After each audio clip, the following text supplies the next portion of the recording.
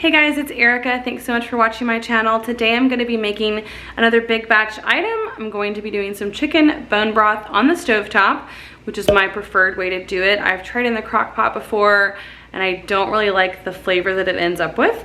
So I'm going to show you how I do this. I have several chicken carcasses that have been in the freezer for a while now, and I'm out of my broth. I use mine for sipping. Sometimes I do add it to soups or like risotto or anytime there is broth needed in a recipe, but I make mine to actually sip and drink the broth. So I take special care in what I put into it to make sure that it tastes very good. So I'll show you guys what I do. Okay, so obviously the base of bone broth is bones. So here I have 3 chicken carcasses that I pulled out of the freezer. I like to actually put them in the food saver bags if I'm gonna be keeping them for a while. This one is actually from December. This one's from January, and this one's not labeled, so I assume it's from recently, we hope so. And then I also have some of these feet bones, which I would really never use these for anything except this. So these are actually going to have a lot of collagen in them, so it's going to be really good. We'll get a nice gelatinous broth. And I like to keep mine very basic, so I just go with the chicken carcasses and then some garlic clove, which I'm going to pull off of here, and then just stab a few of them with my knife. I'm going to leave the skin on, so I'm not actually going to have to peel it. And I'll show you what that will look like. And then we're going to put it all into this stock pot here. This is an 8.5 quart, similar to a Dutch oven. You can use a Dutch oven, stock pot, whatever you want to call it. It's basically just the largest vessel you have in your kitchen.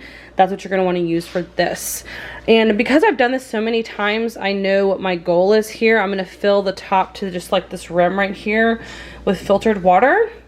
And then halfway through the process, about 24 hours from now tomorrow, I'm going to put the lid ajar and then just let it actually reduce right above this rivet here. That's kind of the sweet spot for me. So I let about, you know, 1.5 inches of water evaporate basically from the broth.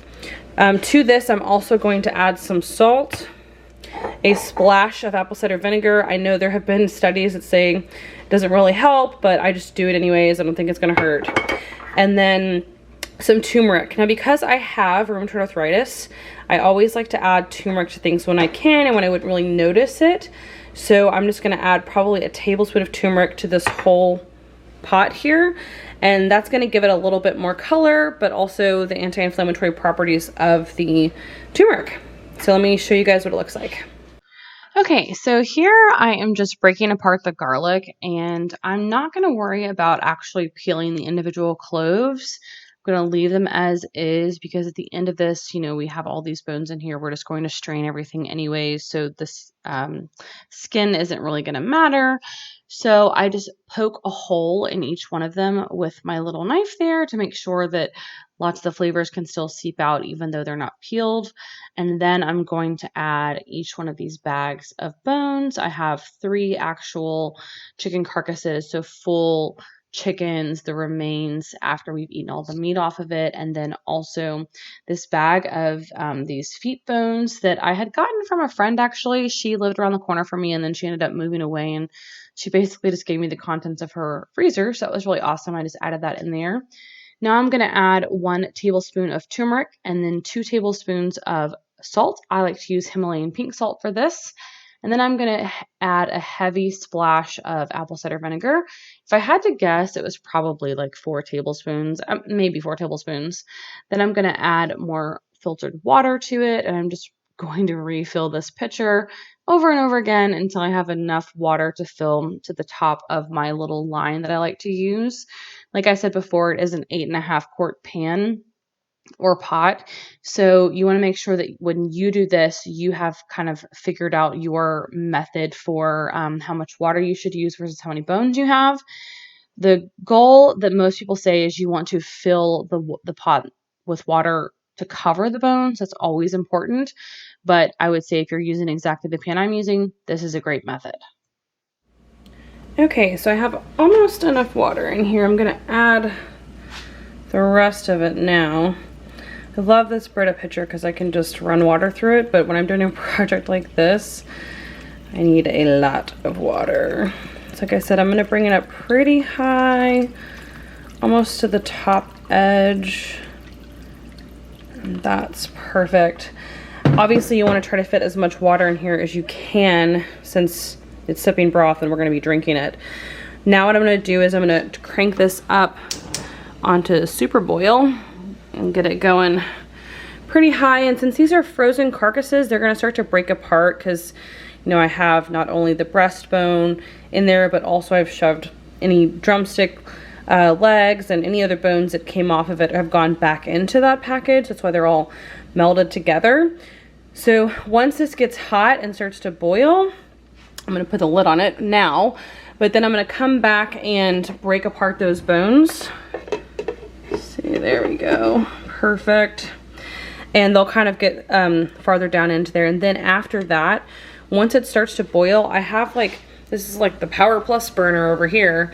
And then I have some more like simmer burners over here.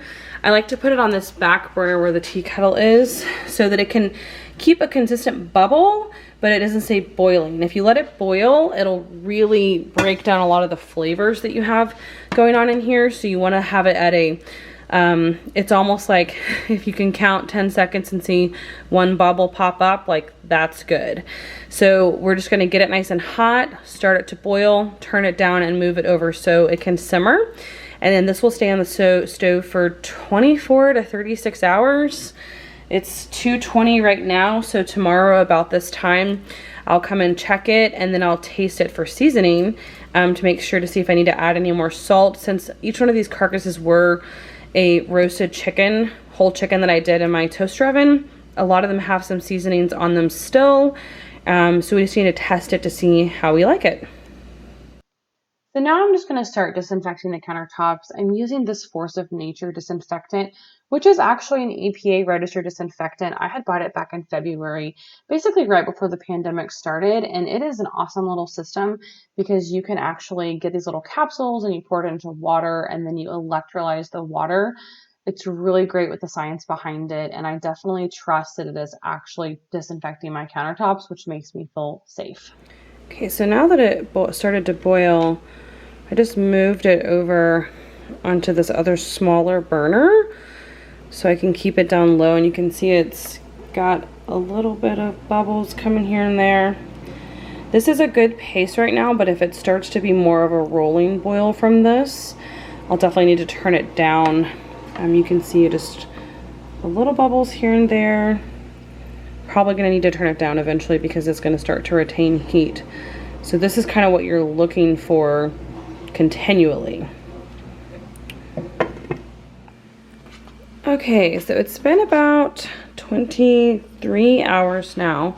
And what I've done is I have put the lid askew and then turned it up a little bit. So I had it on like 1 or low for now.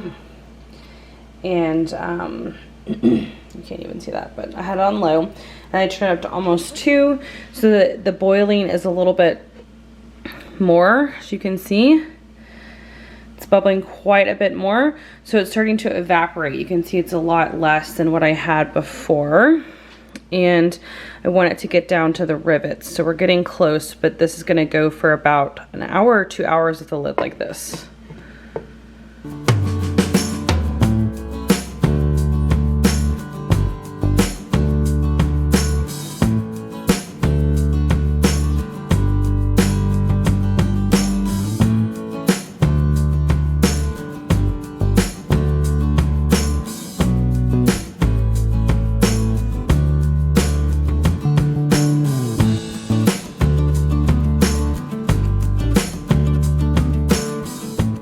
So I've just tested the bone broth to see if it needed more salt, as I do use this for sipping broth, but I think it tastes great. I gave it a quick stir and now I pulled it off the stove, turned it off. I'm gonna let it sit here to kind of cool a little bit with the lid off. And then after that, I'm going to start straining it. And so first I'm gonna strain it into a big container, and then I'm going to put it in storage containers after that. So that's the next step here. Let it cool.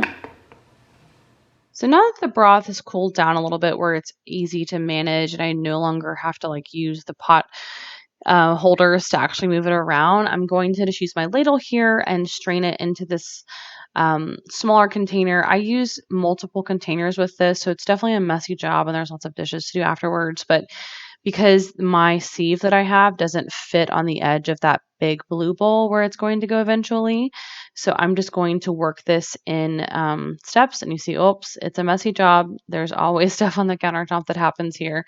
So now I'm going to grab a paper towel so that I don't do that again. And basically, I'm just going to cycle through putting the bones through the sieve and then pouring it into this container. I don't worry so much about getting if I spill over the side of the sieve and get it into the container. I don't fret about that, because what's going to happen is once you put the blue bowl that I have, once I let that cool on the countertop and then put it into the fridge, a lot of the extra grime or the little particles that are left are going to sink to the bottom. And so what you'll do is when you actually end up putting your broth into the containers that they're actually going to stay in, you don't have to worry about scraping to the bottom. You want to kind of leave that little bit of gunk behind at the bottom. Whatever sinks down is basically trash. So I'm finishing the pot here and just flipping it, tilting it over, and then pulling more of the broth out of it so I can get as much as possible. This is liquid gold, so you definitely don't want to leave some at the bottom. You want to get every last bit that you can. And I'll just strain it out a little bit more, and then I'll pour that rest of that brown bowl into the blue bowl. And the blue bowl is actually basically my largest bowl that I have in the kitchen, so that's why I utilize it. And then it'll set to cool. So this is what it looks like when you're done. And what I like to do is use this bigger sieve the first time, and then when I actually go to put it into the jars, I will use a smaller, more fine mesh strainer so that I can get anything out. But this is going to go into the fridge, and then we're going to wait for a fat cap to get on the top of it. So probably another day I'll leave it in there until it gets over the top, and then I'll scrape it off and then take that out because we don't want to drink that. You could leave it in, but it just provides you more oily broth, and since I'm using this for drinking, I don't like to have that on there. So into the fridge for 24 hours, and I will see you guys tomorrow. Okay, so here is the bone broth. We are ready to put it into containers now. It has cooled completely, and you can see there is a thin film at the top. That is the fat. So sometimes it's thicker than others because I mostly eat the skin off of the chicken that I make in the rotisserie. There's typically not a lot of fat, so because there's not a lot of skin in there. So I'm going to take all of that off, and as you can see, it is nice and gelled. Don't worry about that. Once you heat it up, it will be liquid, but right now it is gelled. So I'm going to take a spoon and scrape this off and then throw it into the trash. And then I'm going to start packaging them up into these 2-cup mason jars that I have here. I have quite a bit. My husband likes to store them this way in the cabinet. He says that he thinks that it doesn't, like, I don't know, make them smell or something inside. So whatever, you can tell when he did the dishes and when I did. So, and then I always use a dark kitchen towel for this because I do put turmeric in mine for its anti-inflammatory properties. It will stain any other towel. And then I just have a cup here so that I can spoon it in. And I always, when I get to the end, I try to use an extra little sieve here to make sure that it, there's any pieces. Sometimes at the bottom there will be some. When it's gelled so much, it's kind of hard to use that. So I'm not going to use it at the very beginning, but towards the end, if there's some I want to try to get, I'll do that. So now I'm just going to work on scraping the fat cap off the top here. I like to just bring it straight over to the trash can. It makes it a little bit easier to manage. Just take a large tablespoon across the top and scrape as much as you can. If you have a fattier meat, or say if you're doing beef bones instead, those will typically produce a thicker fat cap that you can easily chunk off and take out. But this one requires a little bit more scraping, and you're not going to get it all. Here it is with the fat cap removed. You can see it's still nice and congealed. When you have not such fatty bones, meat, skin that you're putting in there to make broth, it's going to be more difficult to get the fat cap off because it's not going to be as stuck together. So since this was just a thin one, I just did what I could to get the pieces off. And there goes Rebel. He's just freaking out about something. I did what I could to get as much off as I could, and you know, if there's a little bit of my broth, that'll be okay, no big deal. Now here is the best part. You get to put it in your mason jars or whatever containers that you choose and then store it. So I like to use these pint mason jars or 2-cup mason jars. It ends up being more like 14 ounces when you actually put it into the jar because I like to freeze mine. So if you're going to use these jars to freeze, there is a line on the side that says like freeze line, like don't fill past here. And so this one jar in the center that you see is actually filled like perfectly right at that level. And I try not to overfill it. I just don't want them to bust out of the jar on the top. So I'm very careful with this. And then after I end up filling them all, I will wipe the edges clean before I put the seal on the top. So I find that super helpful. And then I fortunately have a great pull-out drawer freezer that I can just stack these in evenly so that they're upright. I would recommend that if you don't have a freezer like that, that you try to position all of them upright in the freezer if you need to like squish them between some vegetables or however you want to do it to make sure they're upright when they freeze. That's super helpful. You could also just keep these in the fridge if you think you're going to drink them that fast. But for me, I like to do this huge big batch of bone broth, freeze it, and then I'll drink one maybe every other day or so that I have enough to last for a while. So this, I'm not certain how many this actually made, but typically I get 10 to 12 jars of broth out of my container.